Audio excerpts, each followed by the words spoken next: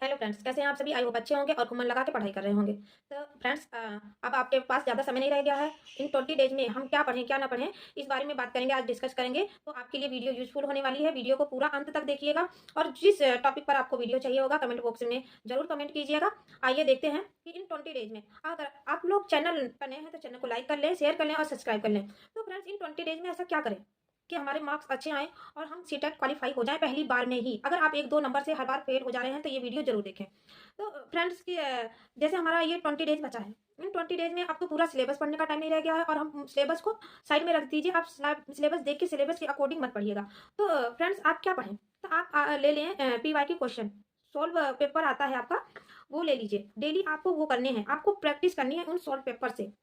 अगर आपकी तैयारी नहीं भी है तो कोई बात नहीं, सोल्व पेपर ले लीजिए और सोल्व पेपर को कीजिए। आपके जो क्वेश्चन गलत हो रहे हैं उनको कॉपी में नोट डाउन करें और उस टॉपिक को जाके दोबारा से रिवाइज करें। अब मेन मेन टॉपिक पढ़ने का टाइम रह गया है फ्रेंड्स। अब नहीं है समय कि हम पूरा जो एक एक दो दो नंबर के पूछे जाते हैं उनको छोड़ दीजिए और आप इन पर ज़्यादा फोकस रखिए जिनमें से ज़्यादा क्वेश्चन आ रहे हैं।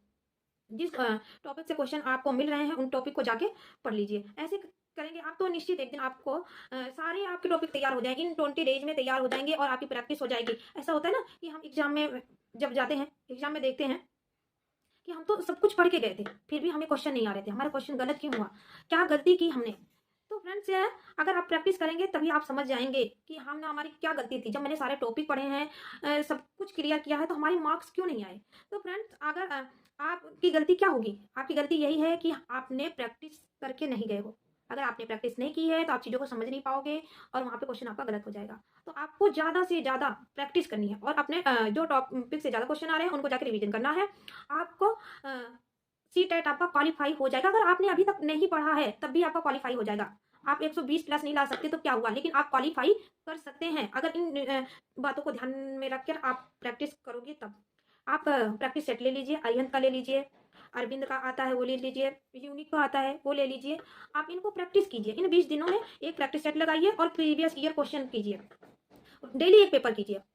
जो 2.5 घंटे 3 घंटे का समय जैसे पेपर में होता है वैसे ही आप घर में अपने आप को कैद करके बैठ जाइए और देखिए आप क्या उस समय तक अपना पेपर कर पा रहे हैं, नहीं कर पा रहे हैं। पहला दिन ऐसा होगा कि नहीं कर पाएंगे, चीज़ें गलत हो जाएंगी। ओ और एक चीज़ आप तो जरूर देखिए कि OMR शीट जरूर लेके रखिए। गोले, क्योंकि गोले भी भरने में समय लगता है। कभी ऐसा होता है हमने क्वेश्चन तो कर लिया, गोले नहीं भर पाए, हमारे गोले छूट गए। कभी ए में भरना है, बी में भर दिया जल्दबाजी में, तो वहाँ भी तो हमारे क्वेश्चन गलत ही हो रहे हैं।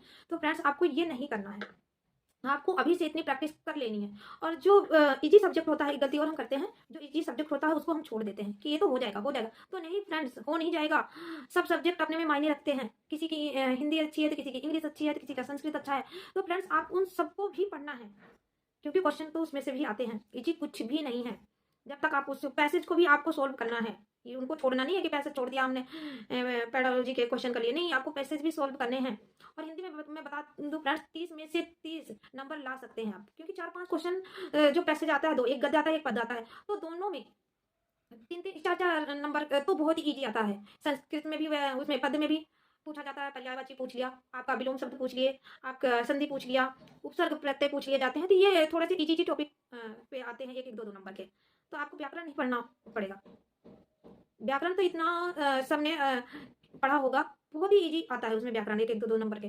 तो फ्रेंड्स, आप बहुत अच्छा स्कोर कर सकते हैं। संस्कृत में भी कर लेंगे अगर आपका संस्कृत लैंग्वेज ली है, सेकंड लैंग्वेज, जिनके पास इंग्लिश नहीं है। तो जिन्होंने संस्कृत ली है वो भी वो ज़्यादा अच्छा स्कोर कर सकते हैं क्योंकि वो हिंदी पढ़े हुए होते हैं, हिंदी के साथ संस्कृत भी पढ़ा हुआ होता है। तो वो आप चीज़ों को समझ लोगे।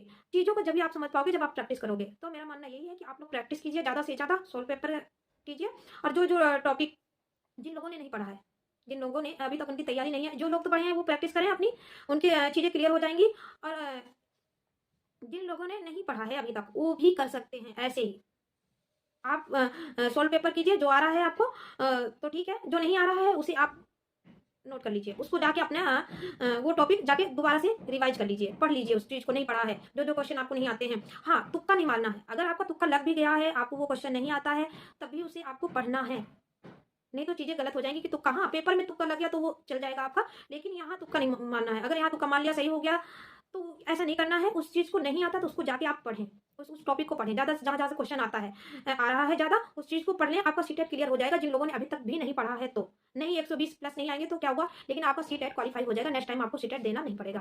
तो फ्रेंड्स, इन चीज़ों को करना है, आपको प्रैक्टिस करना है, सोल्व पेपर करना है, मेन टॉपिक पढ़ने हैं आपको, जिस टॉपिक से ज़्यादा क्वेश्चन आ रहे हैं, जैसे सीडीपी में जीन पियाजे हो गया, कोहलर वर्ग हो गया, बहुबुद्धि का सिद्धांत हो गया, ये चीज़ें। फ्रेंड्स, इन 20 डेज में आपको ये सारी चीज़ें करनी है। देखिएगा, आप जब एग्जाम में बैठेंगे ना, तो आपको क्वेश्चन वो देखने को मिलेंगे, कुछ क्वेश्चन तो आपको रिपीटेड मिलेंगे। सीटेट में क्वेश्चन रिपीट होते ही होते हैं।